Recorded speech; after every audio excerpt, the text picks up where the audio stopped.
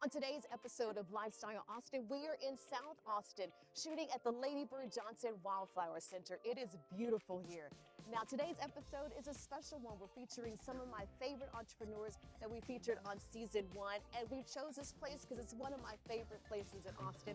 I used to be the communications and marketing director here, and it was one of my favorite jobs that I've ever had. So I'm excited for you to hear their stories and see why they're chosen as one of my favorites. Now, if you've never visited the Wildflower Center, Executive Director Lee Clipper will tell you why it's a perfect destination.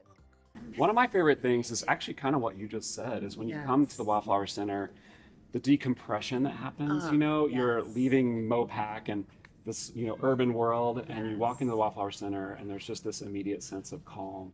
Today, we're exploring the gorgeous grounds and the gardens, so I'm going to take you inside. First up is Christina Okoniewski at Bella Vita Moments. Now, she creates these amazing balloon arches and on-site jewelry activations. She started this business as her second job to help pay for student loans, and she almost has them all paid off. She comes from a family of entrepreneurs, and what I love about her is her energetic ambitions. So I was babysitting. I was like, I really want to make more money, but you only have so much time, right? Yeah. And it just wasn't really ideal at that point. I was dog sitting and I was babysitting and I was organizing people's closets. Oh my gosh. One of my clients suggested, why don't I actually just start a business? And my family's always said that they knew I would be, my initials are CEO, and my dad says he did that on purpose. Oh my gosh, I love that. Yes. What's your middle name? Elisa. Elisa. Oh my God, I love it. Your dad had foreshadowing, right? Yeah, and my family is like a family of entrepreneurs. My sister has multiple jobs. My dad has multiple companies. That's awesome. Yeah. And this business is just a couple of years old, right? Yeah. A few years old? Yeah. So I started doing balloon arches probably about 2 years ago. Yeah. And then the jewelry business, the event rental is about 6 months ago. Yeah. And then the jewelry business simultaneously 6 months ago. What would be your advice to somebody who is thinking about starting a business or in the business right now and are afraid to take the next step, like make the investment in themselves or the equipment or whatever it is? What do you think what would be your advice to them? Something that you love, something that you enjoy, make sure you want to be around people. Yeah. And make sure that it's financially responsible. Yeah. And that you can take on, Awesome. that little I journey. love your energy. I love what you're doing. Thank you so much. Yes. Stay with us, everybody. We'll be right back with more on Lifestyle Austin. I'm now walking through the beautiful woodland gardens at the Wildflower Center. And the next entrepreneur I want to tell you about is Justin Graver at Tone Hound Audio. I love his ability to revive old nostalgic things.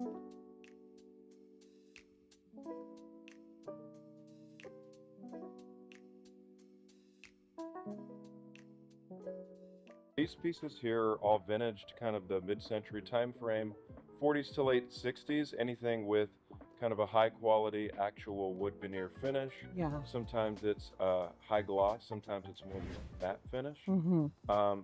Integrating old tube technology with kind of modern turntables and competitive technology to nowadays of what looks good sounds good. That's the idea. I grew up with music in my house as a kid in the 70s. My dad had an amazing, extensive, extraordinary music collection of albums, and we even had this vintage bench where you opened the top and there was a turntable, 8-track on the inside, and the speakers are right in front. And I hate that my dad got rid of it. I have no idea. So coming in your warehouse, it's nostalgic. And I'm sure these pieces have a story to them. How do you find your pieces? So sourcing is nationwide across the country. Everybody has a great story about the heritage of each piece. It's when I started, some people said, "Oh, it was my dad's," and then it was like, "Oh, this is my grandpa's or grandma's," and now some people say, "Well, this is my great-grandparents' stereo." So it's been that long, but everyone carries a story and a lot of nostalgia and family history. So it's always a treat to listen to hear how people have used them over the years. Yeah. They'll come in and they always have these little knick-knack compartments in them, usually with just kind of old cassettes or old manuals and things like that. I keep hoping one of these days I'm going to find something interesting in one of these little hidden drawers. Nothing too crazy yet. No love letters stored in any of them yet? Not yet, but we'll see.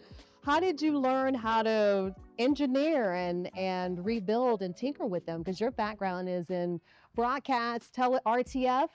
And so how did you venture into just restoring these pieces? Sure. So kind of making the communication and branding, marketing component part of the storytelling and nostalgia aspect. Love to integrate that with my kind of hands-on interest in a lot of electrical engineering parts, old guitar amplifiers, tube amps from the 60s and that kind of era with the old radios. So the chassis inside of here have electrical, tube amps that some of them can be saved, some of them are a little too far gone, but it's integrating that old vintage warmth of the sound with modern amplification, things that have, modern cabling and connections that, maybe European plugs don't quite translate to. Yeah. You have EQ, you have modern turntables that can actually process a vintage record in a way that it's meant to be heard, whereas some of the older turntables and that technology, it's just time to migrate to something that is a nice hybrid of the heritage and the true design of the originals to something that is contemporary and user-friendly. Yeah, I love that. When you say vintage warmth, that just makes my heart sing because it's hard to duplicate that sound. And the sound, the sound when you hear it, right? When you're playing an album on a system that is just, I don't know, vintage, nostalgic. It's just a beautiful sound. When we come back, we're going to head to North Austin, and I'm excited to introduce you to more of my favorites. So stay with us. We'll be right back with more Lifestyle Austin. An entrepreneur and you're interested in being on the show, or if you're interested in sponsorships, send us an email at hello@lifestyleaustintx.com and find more information at lifestyleaustintx.com. Is this a familiar frustration? Missing sock after missing sock? Where do they all go, and why do they lose their pair, ending up with loads of single socks? Now there's a solution. Soulmate Socks. Bamboo magnetic socks that stay together from washer to dryer to drawer. Say goodbye to the single life and hello to your soulmate. Find soulmates for the whole family. Shop today at soulmatesocks.com.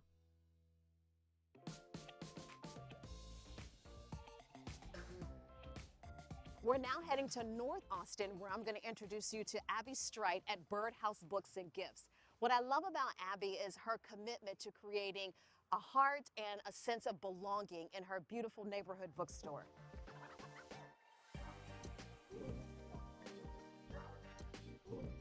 People say this happened very quickly. We really sprung up out of nowhere, but like any overnight success, it's actually been a 20-year journey. Yeah.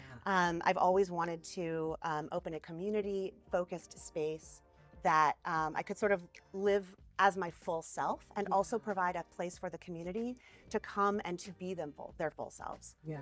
I think of it like A Stars Hollow, Gilmore Girls, all the characters, including me, are part of the story every day. Yes. Well, I love the energy that you create in here too. It is a community bookstore. It's in the perfect location, so you get a lot of traffic. But what do you hope to create as people walk through the door that they won't get in another bookstore? What we do really well here, and what I'm so proud of, is that every single person that comes in the door, for us, is a true gift, and we want them to feel that true sense of welcoming and belonging and being seen for all the different types of people and parts of person that they are. I am a queer woman, U.S. Air Force veteran.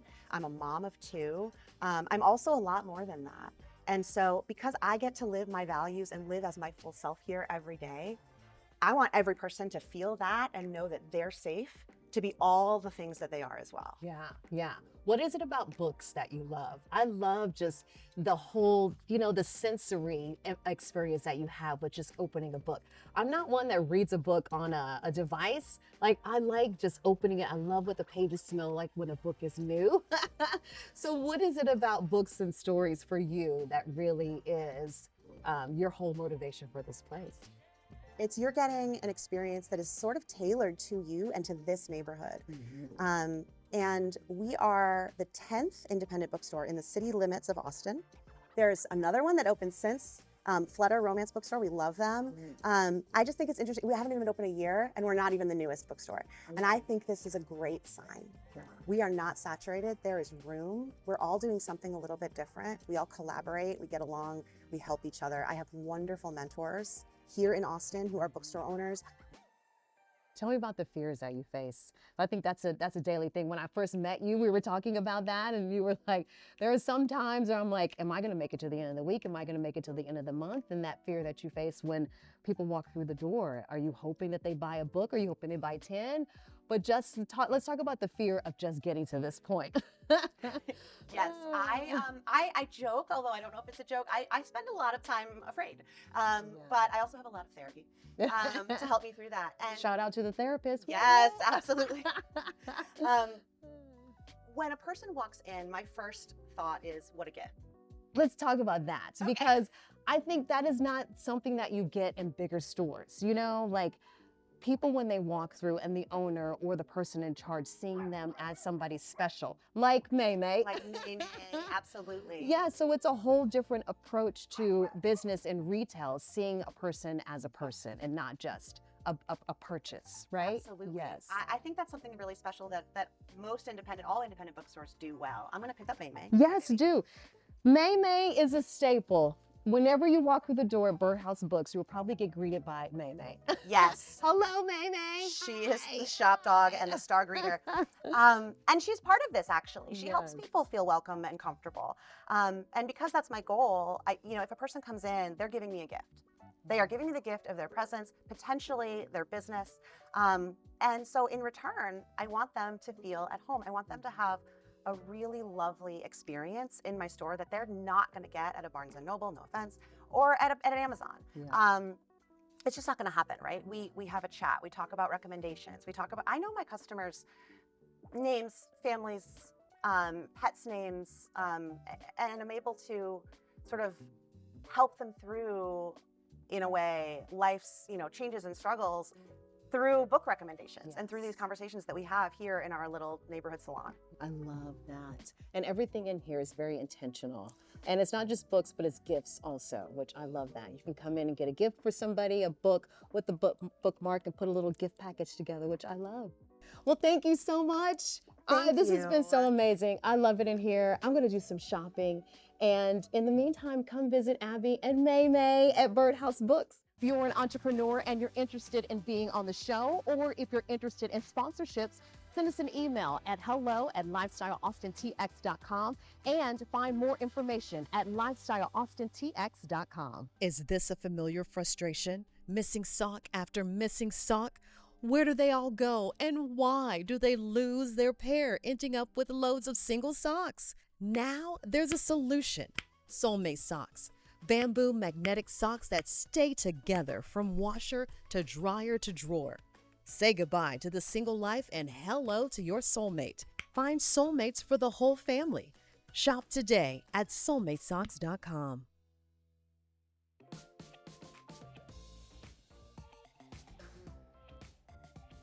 Welcome back, everybody. The next entrepreneur I want you to meet is Robbie Pettinato at Toy Joy. It is an Austin treasure, and so is he.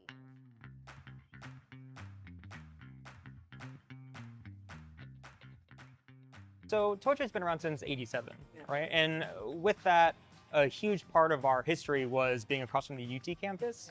So there's a lot of people that their first experience with Toy Joy was in the '80s, '90s, being college students, right? And going to this kind of like irreverent toy store just to walk around and get out of the heat, to, see some goofy stuff. And that has developed into this multi-generational customer where we have third, fourth generation families coming in that have been shopping here for, 38 years. Yeah. So we, as, the owners of this, really esteemed, beloved brand, our job really is to continue to cultivate that completely accessible to whomever you are kind of toy store. We want you, no matter if you are a child or a teenager or a middle-aged adult or a grandparent or just someone who's enthusiastic about toys or is interested in toys, to feel welcome in here and find something that you would have fun with. Well, what was it for you? I mean, I know you said you've been coming here since you were since you were a teenager, but what was it for you? I mean, going from teenage years to actually being a part of the store in this way, what was it for you that really spoke to you and spoke to your soul?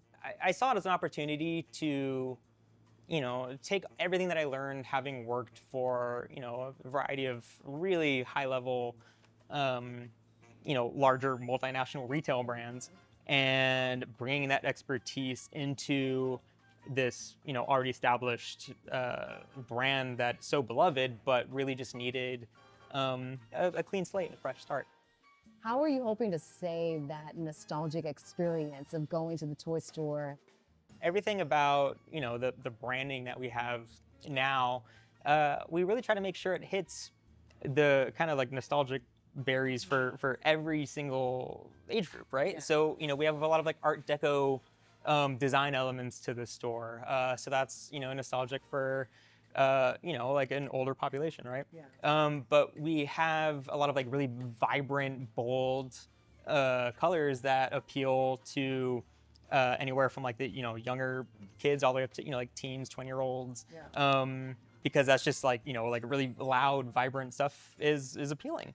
Yeah. We added all these like kind of like slime drip motifs and kind of like a little bit of like kind of gross out stuff because that's very 90s and that hits my demographic. Yeah. So no matter who you are, there's going to be something that feels like it's for you without compromising that nostalgia for somebody else. Yeah. And that mixed with the product curation and ensuring that we're, sourcing products that isn't alienating someone else. Like if you walk around the store, you'll notice almost all the products, nothing has a picture of somebody on it. I very specifically go out of my way to not order any product that has like a child's face on it, because as soon as, say there's like a pottery kit, right? A little toy pottery kit. If there's a little girl on the front, that's no longer for me. Right. But what if I want to learn pottery and just, invest $20 into a kit, right? Well, how come I can't buy it? But now it feels weird if I buy the thing with a little girl on it. Right. So our goal is to make sure that, things feel accessible to everybody. So no matter what you want to be into or you're interested in or want to collect, you can. Yeah, I love it. Well, we're gonna go play now. So I want to find some new toys. The next entrepreneur I'm excited to introduce you to is my friend CK Chen at Swiss Attic Restaurant in downtown Austin. I love that he and his chef, Nate Castillo, bring people together through good food. And in CK's words, he wants to be a purveyor of happiness.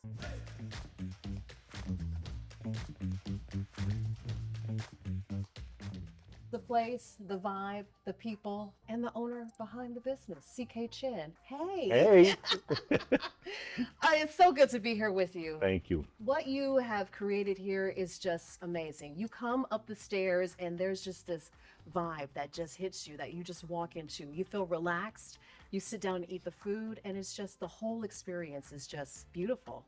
I love what you've done to refresh the whole place. We've been here, this is our 13th year. Yeah. And that's a long time. Yeah. And then you think about the amount of people that have come through even the city itself. Yeah. So it's been a challenge, and we've gone through a lot of challenges. I think that the timing is perfect for this little bit of a refresh because, we want to get back to, I think people for a long time were being told to like kind of stay in their own little bubble, right? Either metaphorically or literally. Yeah. And I think that people are starting to seek this connection and start to remember to go out and start to remember to go and connect with the people that you cared so much about that might not be within your arm's reach of each other, that convenience, and instead start to make these plans to get together with people. We had always talked about doing something like where it was uncommon things done in a familiar way and common things done in an unfamiliar way. And so these are ways to introduce people to foods that they might not have tried. And so a lot of that, I think, is metaphorically speaking, like similar to us finding this, breathing new life into a business or into an ingredient or something that other people have stopped thinking about and stopped talking about. And so what can we do to kind of bring that back? Yeah.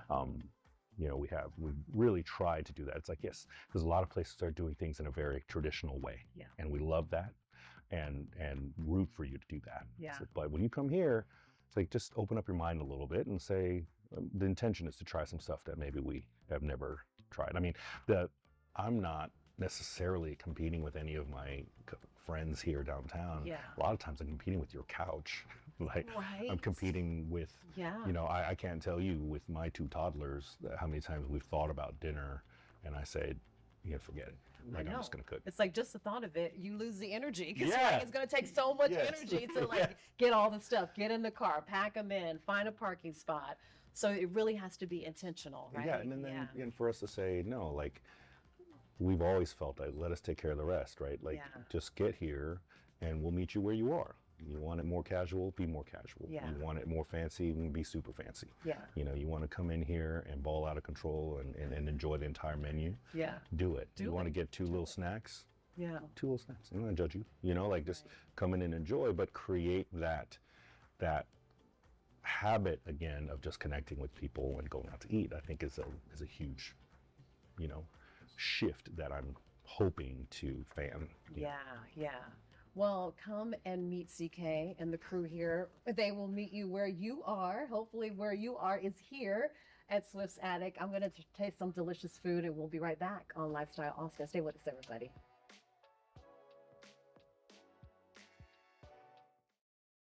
We're now on the Savannah Meadow Trail here at the Wildflower Center in a field of beautiful bluebonnets. And so we're going to go back to Swift's Attic to talk to Chef Nate Castillo about their love of creating and how they think about food sustainability.